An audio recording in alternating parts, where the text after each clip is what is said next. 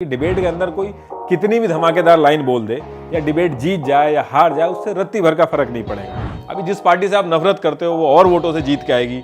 अभी आप अगले इलेक्शन में देखना, राजस्थान में पॉलिटिक्स जो है वो 360 डिग्री चेंज होगी। ये जो हमारे नेता हैं, इनको आप अगर ध्यान से ऑब्जर्व करोगे तो अपने रिलेशन खराब नहीं करते हैं रिलीजन की वजह से। ये आपस में हिंदू मुस्लिम नहीं करते हैं, ये आपसे हिंदू मुस्लिम करवाते हैं। कि नूपुर की बातों का तो विरोध हो रहा है लेकिन इलियास की बातों को छुपाया जा रहा है, या फिर दूसरी साइड देखें तो रतन लाल को तो अरेस्ट किया जा रहा है लेकिन नूपुर शर्मा को अरेस्ट नहीं किया जा रहा है। जब वो ये भेदभाव देखता है तो उसको और गुस्सा आता है। भारत के नागरिक की लक्ष्मण रेखा क्या है? जब वो एक धर्म के बारे में बात करता है और उसको कहां पे रुक जाना चाहिए। एक फ्री स्पीच कब हेट स्पीच में कन्वर्ट हो जाती है। अब कायदे में तो जैसे पहले कन्हैया लाल को गिरफ्तार किया था, वैसे कन्हैया लाल की कंप्लेंट पे नाजिम और उसके साथ के लोगों को गिरफ्तार करना चाहिए था और सिक्योरिटी देनी चाहिए थी। देखिए, इससे पहले ये डिस्कस करें कि उदयपुर में क्या हुआ, नूपुर शर्मा ने गलत बोला या तस्लीम रहमानी की गलती है। उससे पहले ये देखते हैं कि पूरी कंट्रोवर्सी है क्या और ये कंट्रोवर्सी स्टार्ट कैसे हुई। देखिए, बनारस के अंदर एक ज्ञानवापी मस्जिद है जो कि बिल्कुल काशी विश्वनाथ टेम्पल है, उसके बगल में है।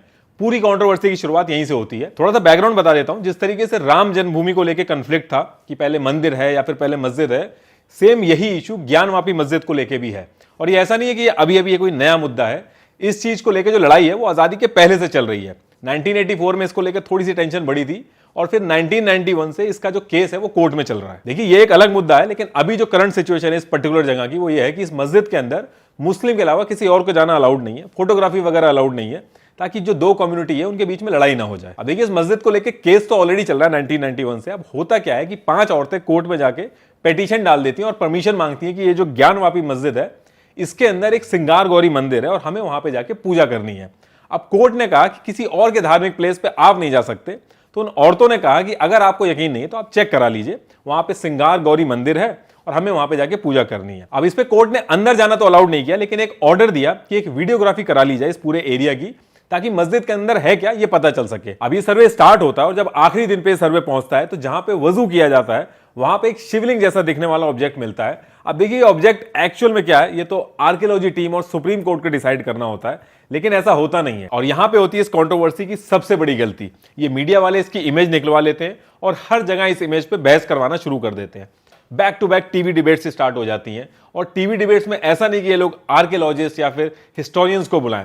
टीवी डिबेट्स में ये लोग दोनों कम्युनिटी के रिलीजियस फिगर्स को बैठाते थे, और वो भी ऐसे रिलीजियस फिगर्स को बुलाते हैं जिनका रिकॉर्ड रहा है चीखने का, चिल्लाने का, एक दूसरे के धर्म के बारे में बुरा भला बोलने का।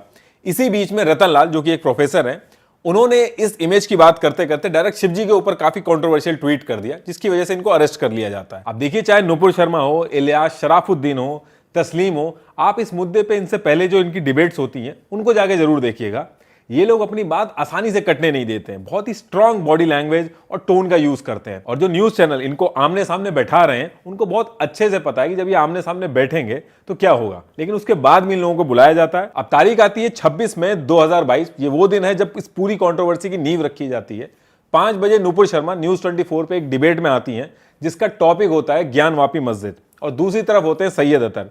दोनों एक दूसरे को नीचा दिखाने में और पर्सनल कमेंट करने में कोई कसर नहीं छोड़ते हैं। 2 से 3 बार न्यूज एंकर को डिबेट बीच में रोकनी भी पड़ती है, और ये सारी चीजें देश के नेशनल न्यूज चैनल पर चल रही होती हैं। और बात इतनी बढ़ जाती है कि नूपुर शर्मा को डिबेट छोड़ के जाना पड़ता है, क्योंकि नूपुर शर्मा को बिल्कुल अच्छा नहीं लगता जब बीच में न्यूज एंकर नूपुर शर्मा को रोक के हद में रहने के लिए कहते हैं। इसके बाद वो एक ट्वीट भी करती हैं कि इस चैनल पे दोबारा नहीं आएंगी। न्यूज 24 की डिबेट को छोड़ के नूपुर शर्मा निकलती हैं और उसके बाद नूपुर शर्मा सेम डे 7 बजे ज्वाइन करती हैं रिपब्लिक भारत की डिबेट, जहां पे मुद्दा वही सेम ज्ञानवापी मस्जिद का चल रहा होता है। यहां पे दूसरी तरफ बैठे होते हैं मुफ्ती नमूद्दीन, और लड़ते लड़ते दोनों रिलीजियस फीलिंग हर्ट करते हैं एक दूसरे की, दोनों दिल खोल के लड़ते हैं। अब देखिए, जो न्यूज चला रहा है, जो लोग डिबेट कर रहे हैं, सबको बहुत अच्छे से पता है कि डिबेट के अंदर कोई कितनी भी धमाकेदार लाइन बोल दे या डिबेट जीत जाए या हार जाए, उससे रत्ती भर का फर्क नहीं पड़ेगा, क्योंकि वीडियोग्राफी में जो निकलेगा उसका डिसीजन सुप्रीम कोर्ट लेगा और जो सुप्रीम कोर्ट बोलेगा वो होगा। इनफैक्ट हमारे देश में कानून है 1991 से कि पूजा के जो स्थल हैं, भले ही वहां पे कुछ भी हो जाए, कुछ भी निकल जाए, वहां पे कन्वर्जन नहीं हो सकता।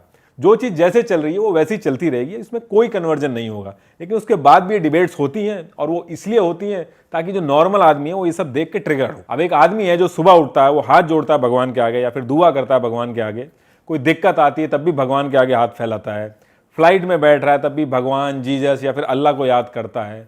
भगवान उसके लिए बहुत इंपॉर्टेंट चीज है। अब नेशनल टीवी पे अगर वो ये सब देखेगा तो उसे बुरा तो लगेगा ही। जब एक आम आदमी को बुरा लगता है तो दो कम्युनिटी के बीच में दूरियां और हो जाती हैं, और ये चीज और बढ़ जाती है जब उसको ऐसा लगता है कि भेदभाव हो रहा है, कि नुपुर की बातों का तो विरोध हो रहा है लेकिन इलियास की बातों को छुपाया जा रहा है, या फिर दूसरी साइड देखें तो रतन लाल को तो अरेस्ट किया जा रहा है लेकिन नुपुर शर्मा को अरेस्ट नहीं किया जा रहा है। जब वो ये भेदभाव देखता है तो उसको और गुस्सा आता है। अब इस डिबेट के बाद 9 बजे नुपुर शर्मा आती है टाइम्स नाउ पे, सेम ज्ञानवापी मस्जिद का डिस्कशन होता है, तस्लीम रहमानी और नुपुर शर्मा में बहस होती है, यहां भी सारी लिमिट क्रॉस हो जाती हैं।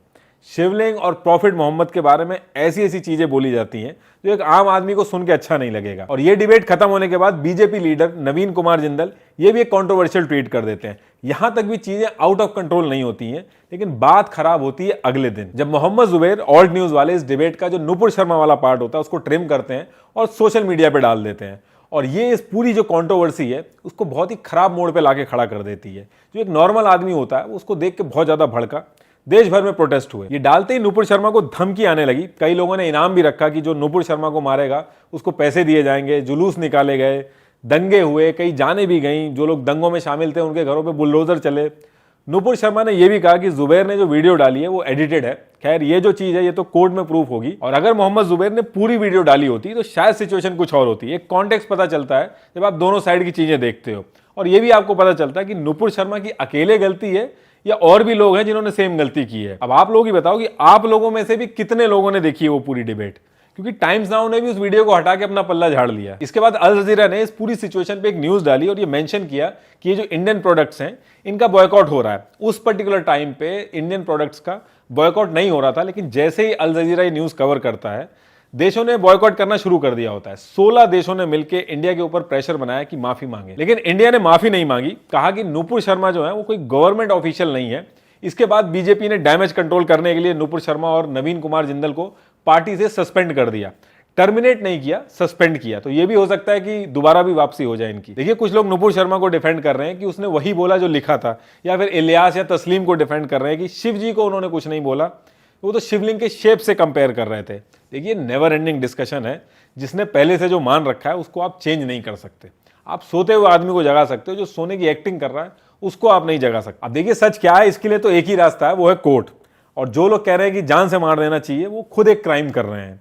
हम ये भी मान के चलें कि उसने गलती की है और जान पूछ के की है, उसके बाद भी तो मामला कोर्ट ही तो जाएगा। डेमोक्रेसी में कोर्ट से ही तो फैसला होगा। और ये भी डिस्कस कर लेते हैं कि हमारे देश का कानून क्या कहता है। भारत के नागरिक की लक्ष्मण रेखा क्या है जब वो एक धर्म के बारे में बात करता है, और उसको कहां पे रुक जाना चाहिए। एक फ्री स्पीच कब हेट स्पीच में कन्वर्ट हो जाती है, तो ये भी डिस्कस कर लेते हैं। देखिए कई देशों में कानून है कि अगर कोई किसी के रिलीजियस सेंटिमेंट्स हर्ट करता है तो उसके लिए सजा है, और हर कंट्री में अलग अलग सजा है। ये हर कंट्री ने अपने हिसाब से डिसाइड कर रखी है। इसे बोलते हैं ब्लास्फेमी लॉ, जिसे कहते हैं कि ईश निंदा कानून। तो क्या इंडिया के अंदर ये कानून है? देखिए इंडिया के अंदर ब्लास्फेमी वर्ड का यूज करने से बचा गया, और ऐसा क्यों किया गया वो मैं आपको आगे बताऊंगा। इंडिया के अंदर रिलीजियस सेंटिमेंट्स हर्ट करने के लिए कानून है, और बहुत ही स्ट्रिक्ट कानून है। इंडिया का एक अपना वर्जन है ब्लास्फेमी का, लेकिन ब्लास्फेमी वर्ड यूज नहीं करता इंडिया। और ये इसलिए यूज नहीं किया गया क्योंकि ब्लास्फेमी लॉ आप देखोगे तो उन कंट्रीज में है जहां पे स्टेट रिलीजन होता है। स्टेट रिलीजन वाली कंट्रीज वो होती हैं जहां पे ऑफिशियल रिलीजन होता है, वो सेकुलर नहीं होती हैं, जैसे पाकिस्तान, ईरान, सऊदी। तो यही रीजन है हमारे कॉन्स्टिट्यूशन ने ब्लास्फेमी वर्ड का यूज नहीं किया है, क्योंकि इंडिया एक सेकुलर देश। हमारे देश में सेक्शन 295A है और सेक्शन 153A है कि अगर कोई रिलीजियस सेंटिमेंट्स हर्ट करता है या किसी धर्म गुरु का अपमान करता है बोल के, लिख के या विजुअल से, डायरेक्टली या इनडायरेक्टली, तो एक क्राइम है। हमारे जो लॉज हैं वो बिल्कुल क्लियर है, कोई कंफ्यूजन नहीं है उसको लेके। हम एक मल्टी कल्चरल कंट्री है, कोई भी किसी भी सिचुएशन में किसी के भी रिलीजियस सेंटिमेंट्स को हर्ट नहीं कर सकता। ये एक स्ट्रिक्टली नो है, क्योंकि जब आप रिलीजन की बात करते हैं तो आप ये नहीं कह सकते कि हमारे कंट्री का इंटरनल इशू है, क्योंकि उस धर्म को मानने वाले पूरी दुनिया में हैं, और इससे पूरे देश की रेपुटेशन भी दांव पे लगती है। MS धोनी जब वो एक एड में विष्णु जी के गेटअप में थे तब उनको सेक्शन 295A के तहत बुक किया गया था। नेटफ्लिक्स के एग्जीक्यूटिव बुक हुए थे जब उन्होंने टेंपल के पास किसिंग सीन दिखाया था। मुनव्वर फारूकी, MS हुसैन, जावेद हबीब, इन सब के ऊपर सेक्शन 295A लग चुके हैं। देखिए लॉ को अगर आप बेस बना के देखोगे तो शिवलिंग और प्रॉफिट मोहम्मद के ऊपर जो बोला गया, दोनों केस में, चाहे वो रतन लाल हो, नुपुर शर्मा हो, तस्लीम रहमानी हो, इलियास शराफुद्दीन हो, इन सब ने नेशनल प्लेटफॉर्म पे लॉ को तोड़ दिया और लोगों के सेंटिमेंट्स हर्ट हुए। अब होना तो ये चाहिए था कि इन सबको अरेस्ट करना चाहिए था, एक केस चलना चाहिए था, लेकिन यहां भी गलती होती है। अगर राइट अवे इन सबको उठा के अरेस्ट कर दिया जाता तो मामला उतना खराब नहीं होता। इनमें से कुछ लोगों को अरेस्ट किया गया और कुछ लोगों को छोड़ दिया गया। अब इस सब चीजों से ये होता है कि लोगों के अंदर डिससेटिस्फेक्शन हो जाता है। लेकिन मैं फिर वही कहूंगा कि कितना भी डिससेटिस्फेक्शन हो, लेकिन जितनी भी मारने मराने की बातें हो रही हैं, उदयपुर में जो हुआ उसको जो सेलिब्रेट कर रहे हैं, या फिर घुमा के जो मोबाइल जस्टिस की वकालत कर रहे हैं, बहुत ही डेंजरस है। लॉजिकली भी अगर आप इसको फायदे और नुकसान से देखो तो मॉब जस्टिस आपने कर भी दिया तो उससे कुछ होगा नहीं। एक जान के बदले कम्युनिटी के अंदर भेदभाव बढ़ेगा। अभी जिस पार्टी से आप नफरत करते हो वो और वोटों से जीत के आएगी। अभी आप अगले इलेक्शन में देखना, राजस्थान में पॉलिटिक्स जो है वो 360 डिग्री चेंज होगी। आपको बिजनेस चलाना हो, रेंट पे घर लेना हो, हर जगह भेदभाव होगा। इसको अगर आप फायदे और नुकसान से देखोगे तो जो मॉब जस्टिस है ये एक नुकसान का सौदा है। दूसरी तरफ जो लोग कह रहे हैं कि पाकिस्तान भेजो, हिंदू खतरे में है, आप एक सर्च करके देखो जिन कंट्रीज के अंदर स्टेट रिलीजन है और दो गुटों में लड़ाई हो रही है उनका क्या हाल हो रहा है। वहीं दूसरी तरफ आप कोई भी कंट्री उठा के देख लो, माइनॉरिटी का भला तभी होता है जब उनके बीच का आदमी निकल के बड़े ओहदे पे आता है। नेल्सन मंडेला इसलिए थे क्योंकि उन्होंने गोरे और काले दोनों की बात करी। अगर वो सिर्फ काले की बात करते तो उससे वो छोटे मोटे लीडर तो बन जाते, लेकिन उनकी कम्युनिटी का भला नहीं होता। हमारे एक हैदराबाद के बहुत ही फेमस लीडर हैं, 2019 में उनको 2 सीटें मिली थी। अगर आप सीट के हिसाब से एक लिस्ट प्रिपेयर करो इंडिया के सारे पॉलिटिशियंस की, तो सबसे नीचे वाली लिस्ट में उनका नाम आएगा, सीट के हिसाब से मैं बता रहा हूं। लेकिन आए दिन वो न्यूज में रहते हैं, तो आप एक बार सोच के देखिए वो न्यूज में क्यों रहते हैं। क्या उन्होंने डेवलपमेंट की बात करी है या अनएम्प्लॉयमेंट की बात करी है? तो जो वो कर रहे हैं उससे वो बातें तो बहुत अच्छी कर लेंगे, लेकिन वो आपके लिए कुछ कर नहीं पाएंगे। आपके लिए वो तब कुछ कर पाएंगे जब उनके हाथ में कुछ चीजें आएंगी, और उनके हाथ में चीजें तब आएंगी जब वो दोनों कम्युनिटी का विश्वास जीतेंगे। जब अंग्रेज इंडिया पे राज कर रहे थे तो वो जो मेजोरिटी होती है उसको खुश करने की बात चल रही थी कि मेजोरिटी को खुश रखेंगे तो हमारा फायदा ज्यादा होगा। वहीं पे मैक्लॉय ने कहा कि अगर हम माइनॉरिटी को डरा के रखेंगे और उनको ऐसा लगेगा कि वो खतरे में है, तो वो हमारे लाइफ टाइम पार्टनर बन जाएंगे और वो कहीं इधर उधर नहीं जाएंगे। तो अंग्रेज तो चले गए, लेकिन ये जो माइनॉरिटी और मेजोरिटी वाली आइडियोलॉजी है ये इंडिया में आज भी मिलेगी आपको। ये जो हमारे नेता हैं इनको आप अगर ध्यान से ऑब्जर्व करोगे तो अपने रिलेशन खराब नहीं करते हैं रिलीजन की वजह से, ये आपस में हिंदू मुस्लिम नहीं करते हैं, ये आपसे हिंदू मुस्लिम करवाते हैं, क्योंकि इनको पता है कि अगर आपस में हिंदू मुस्लिम करेंगे तो ये जो इनकी पर्सनल लाइफ है ये खराब होगी। वहीं एक चीज बहुत ज्यादा बोली जाती है कि हमारे धर्म का तो मजाक बड़े आराम से उड़ जाता है, वहीं इधर से कुछ होता है तो उदयपुर जैसी घटना होती है। तो उदयपुर घटना को भी डिस्कस कर लेते हैं। देखिए, उदयपुर में एक भूत महल इलाका है जहां पे कन्हैया लाल, जिनकी उम्र 40 साल थी, एक दर्जी की दुकान चलाते थे, जिस दुकान का नाम सुप्रीम टेलर है। तो 15 जून को कन्हैया लाल ने पुलिस स्टेशन में एक कंप्लेन की, और मैं एग्जैक्टली क्या लिखा था उस कंप्लेन में थोड़ा सा पढ़ के बता देता हूं। आज से 5-6 दिन पूर्व मेरे बच्चे द्वारा मोबाइल पे इंटरनेट के माध्यम से गेम खेलते समय अचानक फेसबुक पे एक आपत्तिजनक पोस्ट हो गया, जिसकी जानकारी मुझे नहीं थी। परंतु 2 दिन पश्चात 2 व्यक्ति मेरी दुकान पे आए और मुझसे मेरा मोबाइल मांगा और कहा कि हमारे मोबाइल में बैलेंस नहीं है, हमें किसी को कॉल करना है, तो हमें आपका मोबाइल चाहिए। जिस पर मेरे द्वारा मोबाइल दे दिया गया, परंतु उनके द्वारा मुझे बताया गया आपके मोबाइल से एक पोस्ट हुई है, आपको पता है क्या इसके बारे में? तो मेरे द्वारा कहा गया कि मुझे मोबाइल चलाना नहीं आता, मोबाइल सिर्फ मेरे बच्चे गेम खेलने के लिए लेते हैं। इस कंप्लेन की जो कॉपी है मैं लगा देता हूं, आप पॉज करके पढ़ लीजिएगा। तो देखिए, होता यह है कि 10 जून को कन्हैया लाल के मोबाइल से एक कंट्रोवर्शियल पोस्ट होता है जिसमें वो नुपुर शर्मा को सपोर्ट करते हैं, और जो मोबाइल में डीपी लगी होती है वो भी नुपुर शर्मा की लगी होती है। सेम डे कन्हैया लाल की दुकान पे 2 लोग आते हैं, मोहम्मद रियाज और मोहम्मद गौश। मोहम्मद रियाज भलवाड़ा के एक इलाके में वहीं पे एक वेल्डिंग का काम करता था, उसके साथ साथ इन्वेस्टमेंट पॉलिसी भी बेचता था, और गौश भी उदयपुर में ही रहता था। ये वही दोनों लोग हैं जो कन्हैया लाल को आगे चल के मारते हैं। ये दोनों कन्हैया लाल की दुकान पे आके उनसे मोबाइल मांगते हैं और कहते हैं उनके मोबाइल में बैलेंस नहीं है, इनको एक कॉल करनी है। कन्हैया लाल अपना मोबाइल दे देते हैं, और इसके बाद रियाज और गौश पूछते हैं आपके मोबाइल से एक पोस्ट हुआ था, तो इसके बारे में आपको पता है क्या? तो इस पे कन्हैया लाल कहते हैं कि मुझे मोबाइल चलाना नहीं आता, मेरा बेटा गेम खेलने के लिए कभी कभी ले लेता है। इसके बाद ये दोनों मोबाइल से पोस्ट डिलीट कर देते हैं और कहते हैं कि आगे से ऐसा मत करना, और चुपचाप चले जाते हैं। अब अगले दिन 11 जून को कन्हैया लाल के एक पड़ोसी नाजिम उस पोस्ट को देख के कन्हैया लाल के खिलाफ FIR दर्ज कर देते हैं और कन्हैया लाल को गिरफ्तार कर दिया जाता है। कन्हैया लाल कोर्ट से जमानत पे छूट जाते हैं, लेकिन उसके बाद से उनको धमकियां मिलना चालू हो जाती हैं, और धमकियां इतनी मिलती हैं कि 12 तारीख से लेकर 15 तारीख तक कन्हैया लाल डर के मारे दुकान ही नहीं खोलते। लेकिन कब तक दुकान नहीं खोलेंगे, क्योंकि घर में 2 बच्चे हैं, दोनों बेटे हैं, वाइफ है, और दुकान अगर नहीं खोलेंगे तो घर कैसे चलेगा? अब यहां से कन्हैया लाल ने कंप्लेन की पुलिस में नाजिम और उसके साथ के लोगों के ऊपर, और साथ में पुलिस से सिक्योरिटी मांगी ताकि वो अपनी दुकान खोल सकें। अब कायदे में तो जैसे पहले कन्हैया लाल को गिरफ्तार किया था, वैसे कन्हैया लाल की कंप्लेन पे नाजिम और उसके साथ के लोगों को गिरफ्तार करना चाहिए था और सिक्योरिटी देनी चाहिए थी, लेकिन ऐसा नहीं होता है। इसकी बजाय पुलिस ने उस एरिया में दोनों कम्युनिटी के बीच में समझौता करा दिया और दोनों पार्टी से रिटर्न में ले लिया कि हमने समझौता कर लिया है, और इधर कन्हैया लाल बेफिक्र होकर 28 जून को दुकान खोलते हैं। सेम डे दोपहर 2:30 बजे 2 लोग आते हैं, वही दोनों थे जो पहले दिन आए थे जिन्होंने मोबाइल मांगा था, रियाज और घोष।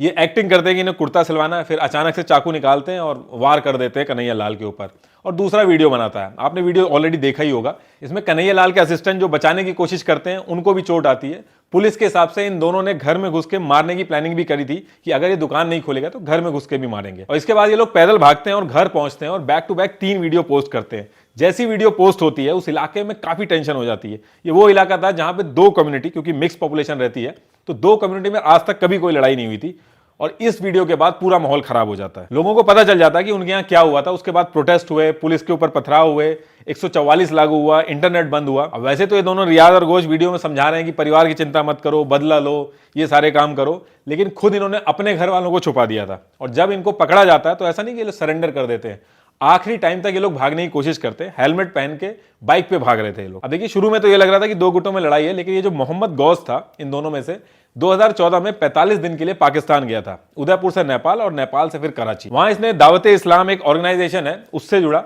और फिर वापस इंडिया पे आ गया। और इन दोनों के मोबाइल से जब पता चला कि ये दोनों कराची के कुछ लोगों से कांटेक्ट में है, वैसे तो ये दोनों गरीब हैं, लेकिन 1000 रुपए देके इन्होंने बाइक का नंबर लिया था 2611। इससे पता चलता है कि बेसिकली कितनी नफरत करते हैं इंडिया से। इसमें यह भी बोला जा रहा है कि इसमें से जो गौश है वो 2014 में गया था, उस टाइम पे उदयपुर में क्या होना था इनको तो नहीं पता था, तो इसको आप पाकिस्तान से कैसे जोड़ रहे हो।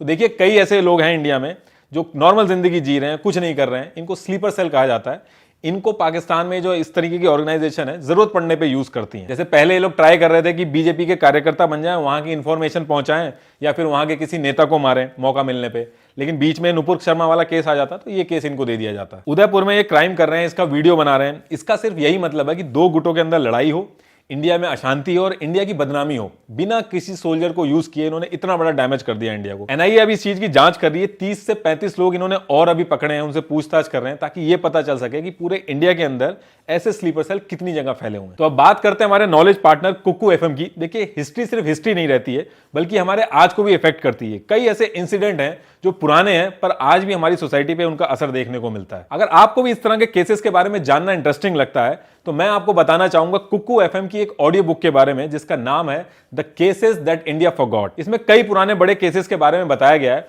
जिन्होंने हमारे कॉन्स्टिट्यूशन लॉ को भी चैलेंज कर दिया है। अब क्योंकि ये एक ऑडियो बुक है, आप अपनी कन्वीनियंस के हिसाब से इसको टाइम निकाल के आराम से कहीं भी सुन सकते हो, क्योंकि इसको बुक की तरह लेके बैठने की जरूरत नहीं है। कुक्कू एफएम पे और भी अलग अलग जॉनर की ऑडियो बुक्स अवेलेबल हैं, जैसे बायोग्राफी, कॉमेडी, क्राइम। कुक्कू एफएम इंडिया का लीडिंग ऑडियो शो प्लेटफॉर्म है, तो आप डाउनलोड करें कुक्कू एफएम और अपनी नॉलेज बढ़ाएं एक फन वे में। कुक्कू एफएम पे फर्स्ट 250 यूजर्स को मेरा कोड NR50 यूज करके मिलेगा 50% डिस्काउंट, और 399 रुपीज का जो सब्सक्रिप्शन है उसको आप ले सकते हो 199 रुपीज में। Link is in the description.